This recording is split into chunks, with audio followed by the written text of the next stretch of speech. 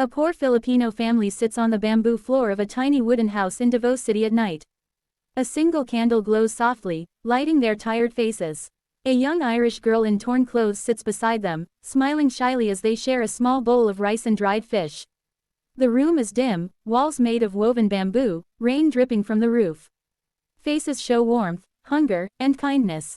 Emotional realism, cinematic lighting, strong expressions of compassion and poverty, ultra-detailed, 8K, documentary photography style. Inside a small wooden hut in Davao City during a thunderstorm, an old Filipino tricycle driver wearing a faded shirt sits beside two girls, his daughter and a poor Irish girl.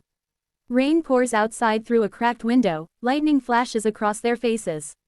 The old man speaks with warmth and wisdom, his eyes kind yet tired. The girls listen closely, faces filled with emotion and respect. Candlelight glows softly, creating deep shadows and golden highlights. Realistic, cinematic atmosphere, high detail, emotional storytelling, documentary-style photograph, 8K quality. The night of the festival come like a storm wrapped in music and light. Every year, the small Irish town of Killeen held a storytelling contest, part tradition, part charity, part judgment of souls. The team that year was, trad in words. Judge Keegan had arranged for Marites to tell her story tour. It wasn't just a competition now, it was her trial before a world that had already condemned her. The community hall was warm and bright, a painful contrast to the cold streets outside. The audience, locals, tourists, even journalists, filled the seats. On stage, under the blinding light, stood Marites. Her cheap shoes kicked on the wooden floor. Her old coat clung to her shoulders like armor. In her shaking hands, she held nothing but a single paper with her story written on it. As she faced the crowd, whispers rippled through the room. "That is her," someone said. The fake voice woman. Anna lied softly. "Let us hear the robot speak now." Judge Keegan sat at the front table, his kind but sharp eyes watching closely. He nodded on us, signaling her to begin. The microphone stood tall and cold before her. For a second, she thought of walking away. Then, she remembered Nika's face that morning, looking at her with quiet hope. "Mama, this time, use your real voice," he said. And she did. Her first words come out in, trembling. "My name is Marites de la Cruz. I come from Iloilo, Philippines. I come here to work, to live, to survive." The microphone crackled, but the whole stayed silent.